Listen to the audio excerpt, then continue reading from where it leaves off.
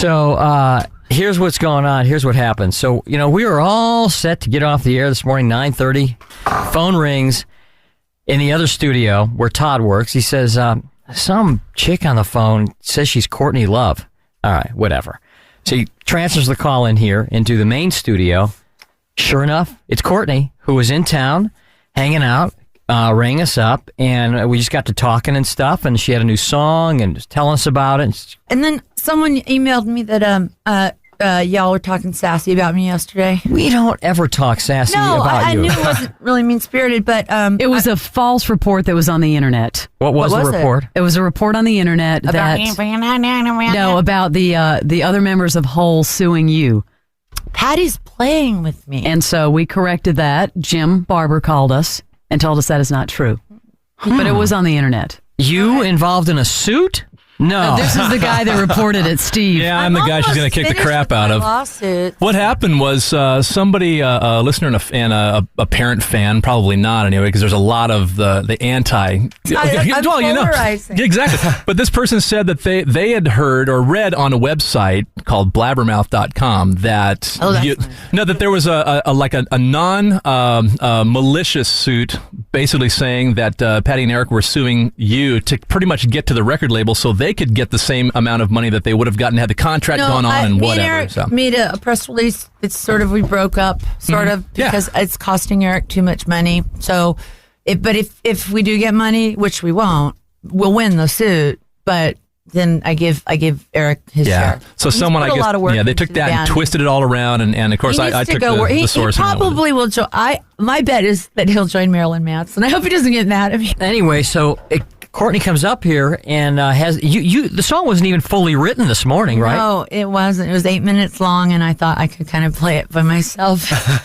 And then I forgot the lyrics. And who picked me up? Todd picked you up. Yeah, and I was writing the lyrics in the car, and I forgot them all. And then no one would wake up in L.A., and it was 3 a.m. And then Rich was here.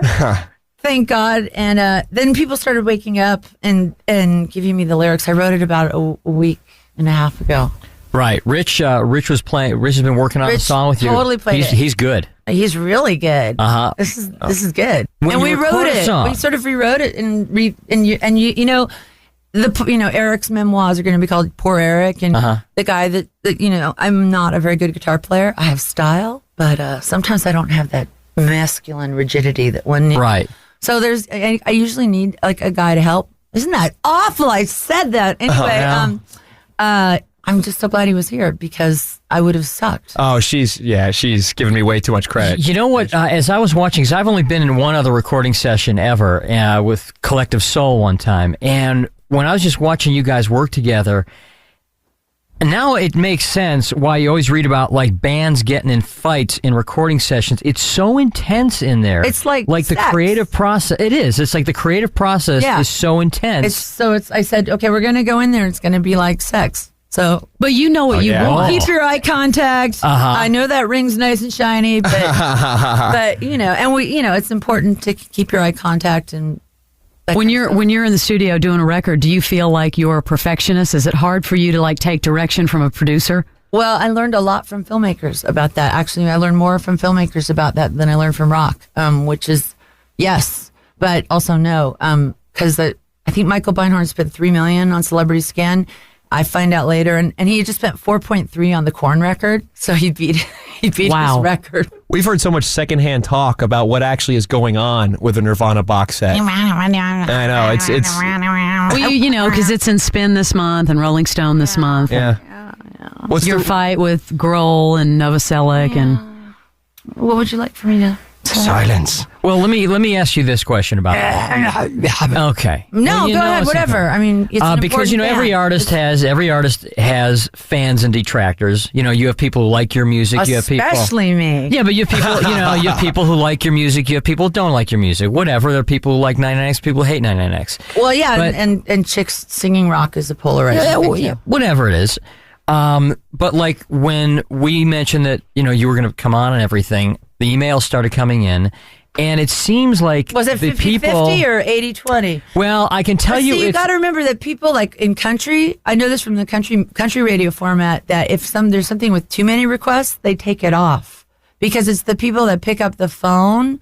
It's a small part of a demographic. Yeah. I was going to say, I was going to say most of the mail we got was negative, but that's because people aren't usually inclined to send in positive email. It's negative feedback that you usually get.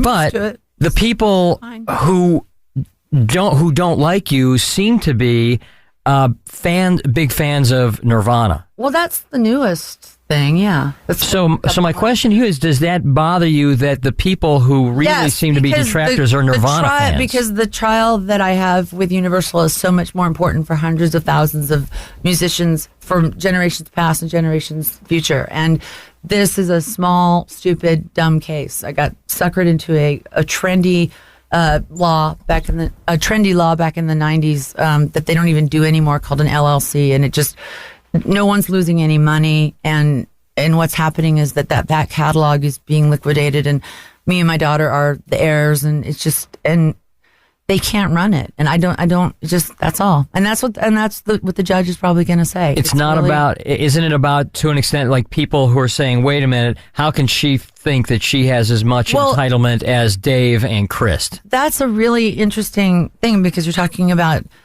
trial by 15-year-olds, and when we form our bands, in the American Constitution, we have an institution known as marriage, and we also have things called last wills and testaments, and we make our intentions clear in those, and those were made clear by my former husband, and it was, I was just snookered into this thing by some pretty foxy lawyers. So it doesn't really take away their power.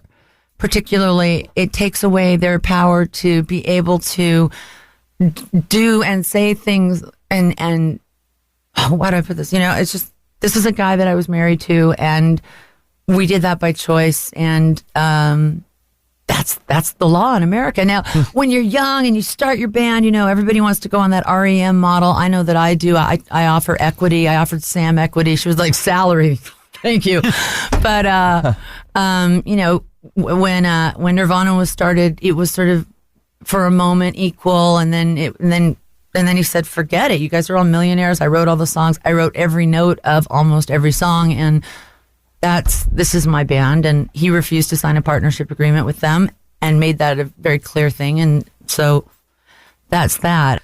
It's just dumb. You actually are Priscilla Presley of a particular generation. No, I'm not. Well, in the sense that you were... That. I can't. I actually hire somebody else to go be Priscilla Presley, because I don't want to do that. I mean it in a positive way, in that you're... Well, what I mean is that you were married to the Elvis naked of his... gun, No, but you were married to the Elvis of a particular generation. Yeah, but I'm an Elvis too. So of course you're Elvisina.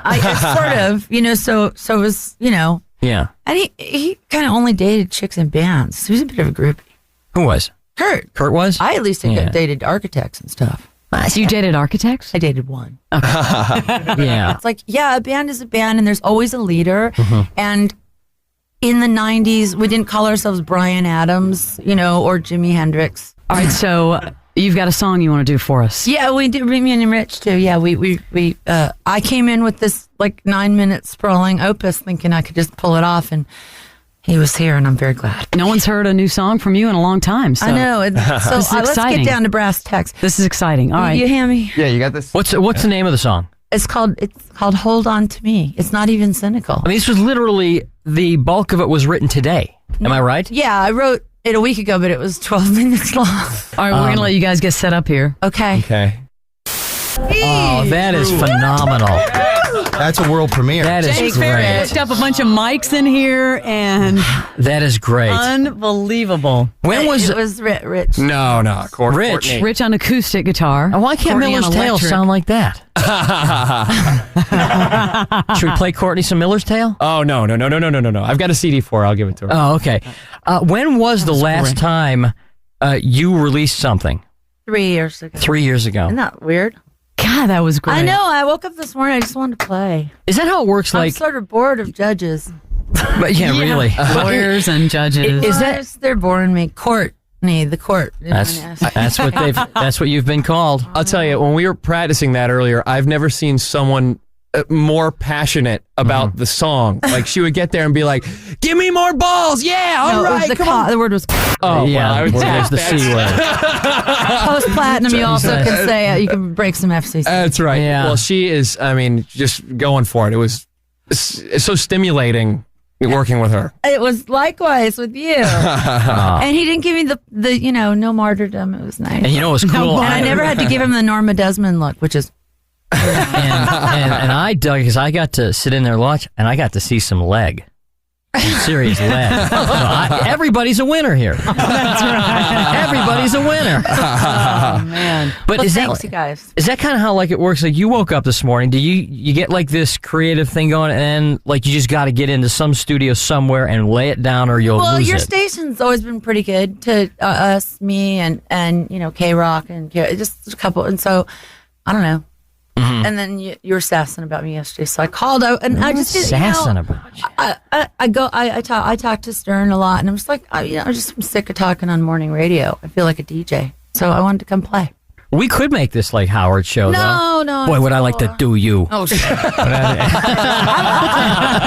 like going on Howard, actually. Boy, I'll bet you are wild in the sack.